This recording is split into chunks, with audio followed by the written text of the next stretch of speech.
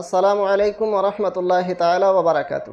বন্ধুরা, আজ এই ভিডিওর মাধ্যমে পবিত্র মাহে রমজানুল মুবারকের শেষ জুমা, যাকে আলবিদা জুমা বলা হয়, সে আলবিদা জুমার বিশেষ একটি আমল সম্পর্কে আলোচনা করব, যে আমলটি বর্তমান ইউটিউব, ফেসবুক, হোয়াটসঅ্যাপে প্রচুরভাবে প্রচার করা হচ্ছে।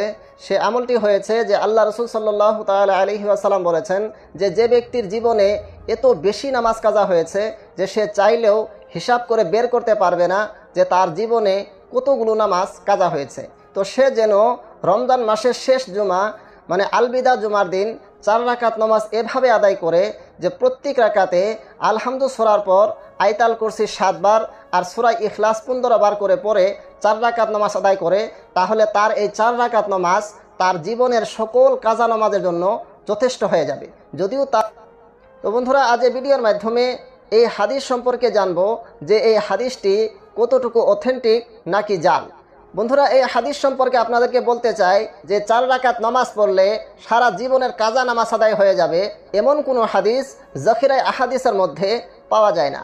তবে হযরত মুল্লা আলী কারি রাহিমাহুল বারি তিনার মশহুর কিতাব ইসরারুল মারফুআ ফি আখবারিল মওজুআর 242 পৃষ্ঠায় এই ধরনেরই একটি রিবায়াত তিনি বর্ণনা করেছেন যে মান কাজা সলাতাম মিনাল ফারাইজ ফি আখিরি জুমআতি মিন রমাদান কানা যালিকা জাবিরান লিকুল্লি সলাতিল ফাইতা ফি উমরিহি ইলা 70 সানা।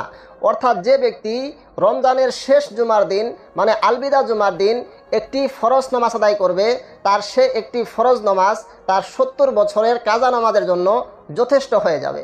মানে একটি ফরজ নামাজ আদায় করলে 70 বছরের কাজা নামাজ আদায় হয়ে যাবে।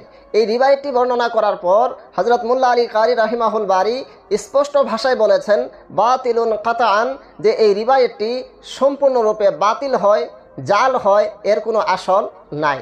তো বন্ধুরা, এর দ্বারা বোঝা গেল যে বর্তমান ইউটিউব, ফেসবুক, হোয়াটসঅ্যাপে যে রিবায়াতটি প্রচুরভাবে প্রচার করা হচ্ছে যে রমজানের শেষ জুমা আলবিদা জুমার দিন 4 রাকাত নামাজ পড়লে সারা জীবনের কাজা নামাজ আদায় হয়ে যাবে, সেই রিবায়াতটি সম্পূর্ণরূপে জাল ও ভিত্তিহীন। যারা এই রিবায়াতের উপর নির্ভর করে আলবিদা জুমার দিন এই ধরনের নামাজ আদায় করবে, তারা জেনে রাখা উচিত যে তাদের এই নামাজের ফলে তাদের কোনো ধরনের কাজা নামাজ আদায় হবে না।